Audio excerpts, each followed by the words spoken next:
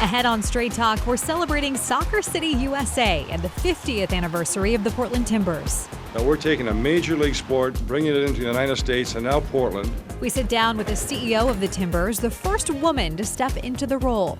I don't know that I ever thought I would have this kind of opportunity. We tackle everything from breaking barriers for women in sports to celebrating the milestone for the club. Plus, sensational! Morgan Weaver! An exclusive interview with the Portland Thorns star forward Morgan Weaver. If you're not having fun, then why play? It's the best part of the game. Hear from the Pacific Northwest native about how she's shattering the glass ceiling and why now is an exciting time for women's sports in the Rose City. Right now on Straight Talk.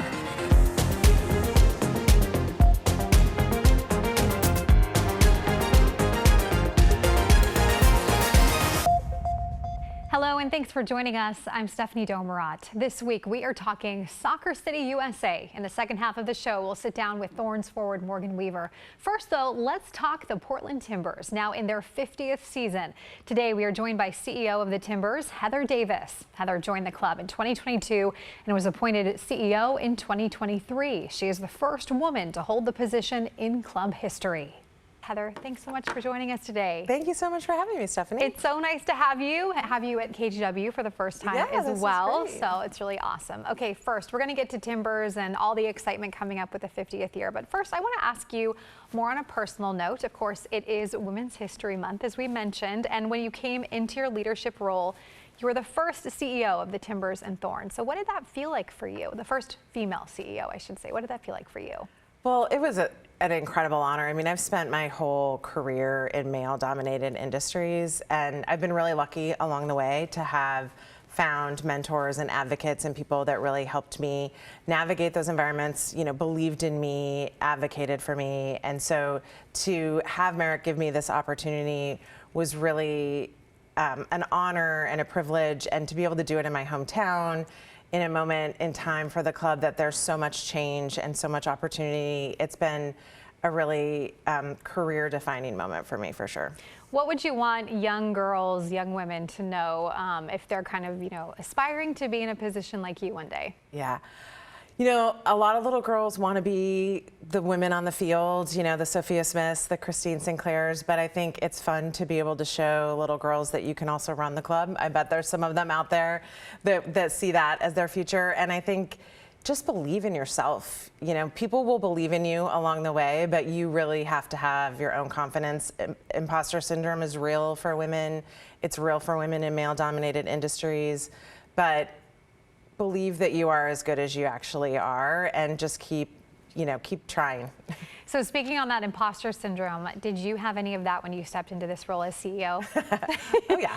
Yeah. Of course. I mean, I think you always do, and especially coming into a role where there were a lot of aspects of it that are not things that I had done before, the public aspects, things like this, not part of my career up until that point. And so yeah, there was a lot of that, but I had a really great team around me, people that believed in me, told me that, were there to, give me the advice and help me navigate those new aspects of the role, but also just tell me, we got your back and we're here to help, and you're doing a great job. And couldn't have asked for a better team. Well, congrats on the post. I know it's been a couple years now, but it is exciting. And something else that's exciting, the 50th season for the Timbers and Soccer City, USA. Yeah. So the season kicked off just a few weeks ago, and you have some fun themed nights planned ahead. Talk to me about some of those that are coming up. Yeah, this is the 50th anniversary of the founding of the Portland Timbers, and we launched the 50th with our Axe campaign, which we've done every 5 years since the Timbers joined MLS, and it's such a special thing for all of our fans to be able to do. The pictures are now outside the stadium. You'll see a big outdoor campaign in the coming weeks as well. So that was a really special, fun weekend. We launched our 50th anniversary commemorative kit, which I think is a real tribute to the love affair between this club and this city over the last 50 years. And then coming up, we have some special theme nights, like you said, in July. On July 16th, we'll honor the 2015 MLS Cup champion team, bring them back and have a special night to honor them. July 19th, we will have the Best 11 Timbers team, which we will have fans vote on later this year, so more to come on that. But that'll be an opportunity for us to bring back alumni from the very beginning, from the NASL era to the USL era to now MLS, and really honor their contributions to this club. And then I think the culmination in many ways is an event we have in August, on August 16th, on our game against FC Cincinnati. We will do Diego Chara bobblehead night.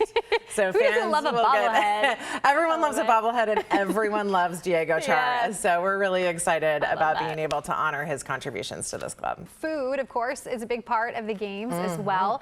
You have a guest chef program this year with some big names, including Gabriel Rucker, Up the Pigeon, Sarah Schaefer. So how does this all work? Oh my gosh, the guest chef program, I'm so glad you asked. This was born of my love of Top Chef on Bravo. Yes, love it. We started it last year, and it was really popular with our fans in Tanner Ridge, and we brought it back this year and really went out to try and find as many new restaurants as we could that would want to participate, and got such an incredible lineup. We started with Casey Miller and Lil Shalom last weekend, and it was a huge hit. He loved it. The fans loved it. Like you said, we have Gabriel Rucker, a couple of James Beard Award nominated restaurants from out in my neck of the woods in McMinnville, with Hayward and Humble Spirit. But it is part of, it's a fan experience that we want to provide our fans in our premium spaces like Tanner Ridge. But really, it's born of our commitment to Portland and wanting to really find ways to elevate businesses in Portland, elevate what this community offers. And food is such an integral part of what makes Portland special. So we're really excited to be able to highlight so many Portland restaurants and kind of remind everyone what's out there in the culinary scene in Portland these days. Really celebrating our area for sure, right? Yeah. Well, a big hit last year, speaking of celebrations, was the start of concerts at Providence Park. Yeah. Such a huge hit, so much fun, and where we're located, we kind of got to hear them. I bet, actually. yeah. It was pretty great here at the studio. These were huge success. You had Foo Fighters, Green Day. This year, you've announced Post Malone and Jelly Roll. So how was the addition of concerts last year? It was so much fun. I think that was one of the most impactful moments for Portland last year, those two concerts. It just felt like there was so much joy and enthusiasm and excitement throughout the week. The bands loved it, the tours loved it, sold out shows both times. We were really excited to see that 72% of the fans that came to those two shows had never been to an event at Providence Park. So it was also an opportunity to really start opening up Providence Park to people from outside the metro area and people who haven't really come down in a long time, showing them what Portland has to offer.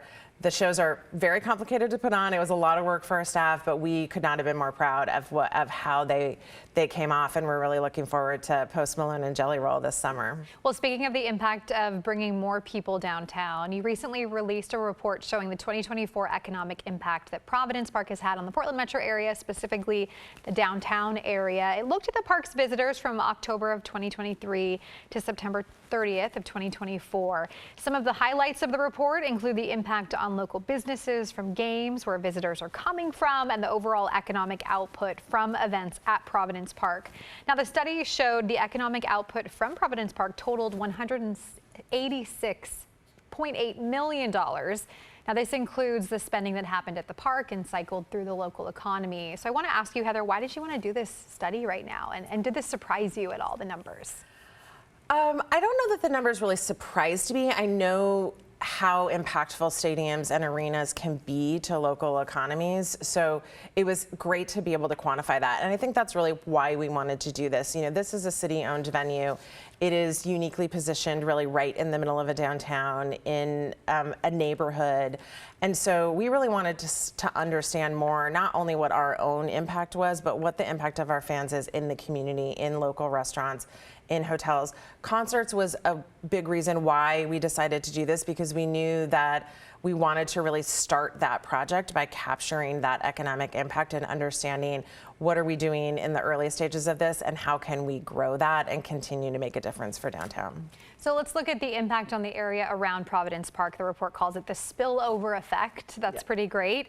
It has to do with the impact from people who, spend time around the venue in Goose Hollow, Northwest, downtown, and the Pearl District. So the study found $34 million in visitor spending in Portland before or after an event at the park, and it showed that 40% of those visits were in local neighborhoods, so within walking distance of the park.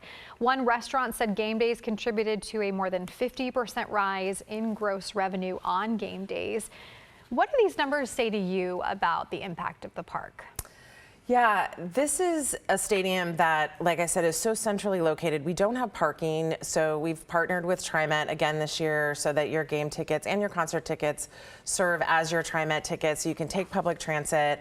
The report shows that we have more than 50% of our guests come from outside Multnomah County. So we really are bringing people downtown. And because we don't have parking and we have this sort of really vibrant neighborhood, Northwest District to our north and then or to our west, and then the Pearl District not far away as well, in addition to Goose Hollow, our fans really do fan out and patronize all of these places. They walk by shops that they stop in, they stop at bars, they stop at restaurants. So I think we hear a lot from local businesses, even as far away as Old Town, that the concerts and matches make a huge difference for their revenue on those days. And it's part of why we really want to try and make this a venue that continues to get activated in a lot of different ways. And speaking of, if anything, it's shown how much of an impact this team has and the park has. So how is the club going to work to keep ticket prices low, concession prices low, and affordable for families? Yeah, it's something that we talk about all the time. There's the price of participating in professional sports always continues to rise. Players are more expensive, equipment, all the things just it's no different than what we see at the grocery store, right? Everything is always getting a little bit more expensive, and we really want to make sure that the world's game remains as accessible as we can to fans. So we've done things like our value menu in the Toyota Terrace and the East Vista, which has cheap concession items that are really geared towards people who are bringing families. We have fan appreciation nights where we have discounted concessions all game long this year that we'll announce a little bit later. So, we continue to try and find ways. We kept our ticket prices for our season tickets flat this year. So we are conscious of everyone being a little bit more under the inflationary pressures than we used to be, and always try to find ways to continue to make this an accessible experience. Okay, well, to a great 50th season, and thank you so much for coming on, Heather. Thanks for having me, Stephanie. And coming up, we're heading to Providence Park to talk with Thorns star forward Morgan Weaver. We'll be right back.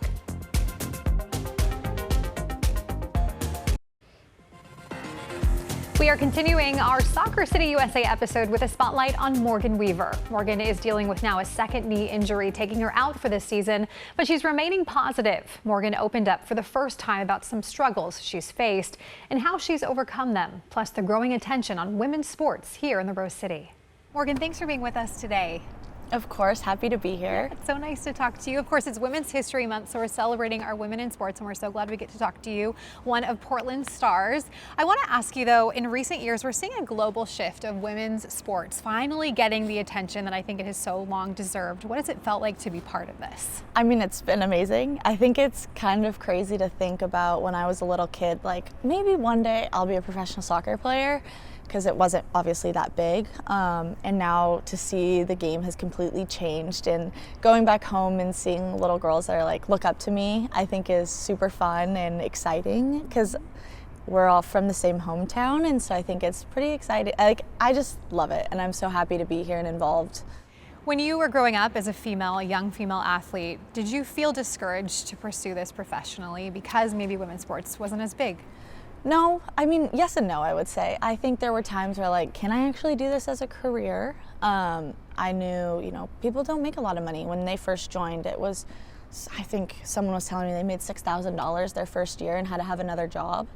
I mean, that's not livable. Like you can't live like that. And so I was like, is that possible for me? And now just seeing where this league has come and is going is something super exciting. And I think I don't really care about now. It's also the future. Like, obviously you care about now, but what about the future when those little girls that are looking up to us want to play this sport? I want them to be able to live off just playing a sport. They don't have, like the men, you know? They don't have to have other jobs, second jobs, or anything like that. So I think it's super exciting, and hopefully one day it goes even beyond this. If you could go back in time and talk to your younger self, what would you tell her? That you did it. I think it's just, that was like the biggest thing, is you've made it, but you got to keep going. As a little kid, I think, you know, soccer it was always my number one sport. I think school was hard for me growing up. I always had challenges. But just knowing that I made it here, graduating college, graduating everything that I needed to pursue, and then being a professional athlete is just something that's so awesome to me. What do you mean you had troubles in school? I've actually never really talked about this, but growing up, school is really hard. I have dyslexia and I also have ADHD, so focusing and just getting really confused on letters, numbers. It was a struggle and so hard, but I had a few teachers that really believed in me. My parents believed in me like crazy. My mom was like making sure I was always getting extra help. If I needed a tutor, we were always trying something. And I remember one teacher I had, her name was Mrs. Clark. I still sometimes will reach out to her today, and she is amazing, and she was one of the teachers that basically is the reason I always say she's the reason I made it to college. I graduated college because of things she had taught me. And so that's what I want to continue to do. I don't want to just do soccer all the time. I also want to help those kids that, you know, need help. It's something that I know a lot of teachers try to do, but it's not enough said, that there's things that kids they don't understand, and it's hard for them to learn in different ways. But because of her, I was able to figure out how to make a flashcard in different ways where it didn't have to be just school related, it could be outside of school, and it made me remember things so easily. And so that's what I want to do. I love that. What a great story. Yeah. Mrs. Clark sounds amazing. She's the best. Cool. As you know, you're a role model to a lot of girls and young women. You know, what do you want them to know about becoming a female athlete or just becoming successful? Yeah, I think there's always challenges, of course. You know, you're a woman in sports. You know, people are always going to say, oh, you got to get in the kitchen, you got to do these things. There's always going to be the comments, but also just don't look at it. Like, that's my biggest thing, is I try not to read comments online. I try to stay off of Twitter, Instagram, like about comments, or even if I see something on my own Instagram, I just delete it, because there's no point of dreading on it, or like, I can't believe they said that. Like, you know, there's like a second you're like, wow, someone's really saying that? That's crazy. And then it's like, who cares anymore? Like, I don't know them, they don't know me. I think that was like my biggest take, is when coming into the league, is I don't need to listen to these people that I don't know. I need to listen to myself, my coaches, my teammates, and what I need to do better and perform. And I think that's like the biggest takeaway for me. Such great advice. It goes into the next question I was going to ask you. I've spoken with other female leaders about imposter syndrome, and I want to know if that's something you've ever dealt with. Oh yeah, 100%. I think, you know, you're a professional athlete. Of course you're going to be like, oh, I wish I could do this better. Oh, I wish I could do that.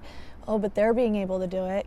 I can do that though. I think it's just always remembering, like, be yourself. You can never be somebody else. And I think I really took that into account last year when I first had my injury. I'm myself. I can't be anyone else. It's going to take me some time. And, you know, being able to sit out this year sucks, of course, and having another injury, but it's really making me think about my life and who I can be, and my story of, wow, she had 2 little setbacks. One, now this setback, you know, right now is huge for me personally, but how can I make it into a positive? And so I'm just trying to stick onto the positives and not be on the negative part of it. Have you seen a shift in culture, and do you think the league is doing enough to protect players now? You know, I think there's always been learning curves. I think things that had happened in the past should never happen, of course. I think we're definitely learning, and that's all we can do right now, I think, is learning. Like, what can we do better? I think this league has taken a lot of steps to get better. I mean, background checks are huge. We have 2, 3, 4 background checks people have to go through. There's sexual harassment classes, videos that we have to do safe sport. We have to do all these things to be able, 1, to be a player in this league, and 2, to be a staff member in this league. I think things are in the right direction for sure. I mean, we have HR, we have anti-harassment policies, we have all these policies now, which Weren't there before? they were not there before, Okay. and I think things are in the right direction. You were relatively new when all of that happened. So have you felt a culture change since then? Yeah, I think so. I think there's just a lot. I just was in the kind of the background, I would say. I didn't really know what was happening or what was going on. I think it was kind of shocking to me. I was so shocked about everything because I just was like, whoa. I was not ready for that, I guess. And it's horrible what had happened, but without those leaders, we wouldn't be where we are now. And they really did change this league for us. And when you say leaders, you mean the players who spoke out? Yeah, the players that had spoken out. I mean, it happened here at Providence, you know, not at Providence Park, but for the Thorns. And I think the Thorns have done a great job now of what we can do better. So let's talk about this season. The Thorns kick off their season this weekend. What is the sentiment going into this season? Yeah, I think, you know, just to be the best we can be. I think there's a lot of change, of course, that we were talking about earlier, but I don't think any of the outside noise matters. Like, who cares? Who cares that certain players aren't playing? I really believe in this team, and I think they're going to perform as the best they can, and that's all we're asking is who's going to step up? I think that's the big question. And I think there's a lot of them that are ready to step up and that are going to step up. And how is your knee doing? How is all the rehab going? Yeah, I mean, we're on the right step in the right direction. Okay. Yeah, I think there's going to be some, of course, you know, with the knee, it's just so interesting. There's hiccups in the road. I think haven't hit that yet, so hopefully going to continue on the right path. Well, last season you were out for a few months after you had surgery, and your first game back, all the fans were chanting your name. It was a really big moment. What did that feel like for you? It was really special. I think it made me feel like I really belong here. I think there's times, you know, as a player, you think to yourself, do I really belong in this place? You know, obviously we talked about like not listening to the outside noise, but being injured, there's always times, you know, oh, I'll like read something and it's like, oh, they don't really need her, or fans like saying certain things. So then you kind of get down on yourself a little bit. And I think I got into that hole a little bit of like, oh, do I really actually belong here? Because some people are not very nice. But having that moment, I felt like this is where I belong. And that's also why I've re-signed my contract to stay, because this feels home. And I still want to continue, and I want to win more championships. Well, and the city loves you. I know whenever you hit the pitch again, you'll get those chants again, for sure. You're very, very loved here. And speaking of Portland fans, we've had a lot of great things happening in Portland for women's sports. The WNBA is coming to the city. We have the Sports Bra, which is the first bar that shows, you know, just women's sports on TV. What's it been like to be part of that here? Something that's amazing. I mean, the WNBA coming here, I think, is super cool. I mean, I think it's also kind of exciting that we get to share a training facility with them.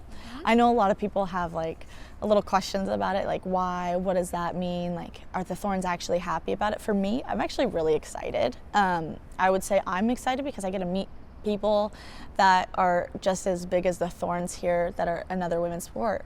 Well, people have talked about how Portland is becoming an epicenter for women's sports. Do you feel that too? Yeah, okay. I definitely do. I think, I mean, look at the stadium. There's what, 25,000 fans that can get to the stadium. I think every game we have at least 18 to 25. Something that's not really said around this league, you know. So it's something super special, and I think they show up no matter what. And I think that's exciting, and we couldn't thank them enough.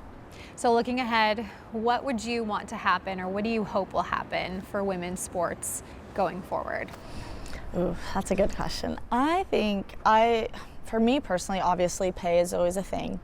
I think it's also hard because, you know, sometimes we don't get a lot of viewers, and I think women's sports are definitely on the up where there are more viewers, and that's the exciting part. So hopefully with more viewers, we'll be able to get paid more, just bringing in more revenue. I think that's something that's always can be worked on, and I think we can get more fans. I don't think it's just watching the sport, it's also community driven. I think us as Thorns players are starting to try to get more involved in the community compared to last year, and I think that's something cool because how many other professional leagues, sports are their team actually getting out and doing a lot with their community? And so I really want I'm really challenging us as players to be able to do that more. And so hopefully that will happen this year. Even with the WNBA team, I think we want to do things together. We're holding clothing drives, doing things like that before games, just anything like that, I think will be huge. I love that. What a great way. Just like sisterhood, right? Yeah. Partnering up. That's so great. Well, thank you so much for talking to us. Thank you. Sharing all your stories. It was so wonderful to learn more about you. Thank you so much. Thank you to both of our guests, and thank you for watching. Before we say goodbye, a reminder that you can watch the Timbers 360 on KGW and KGW Plus every Friday night at 7 o'clock. It's a lot of fun for Timbers fans. Thanks for joining us. We'll see you next week.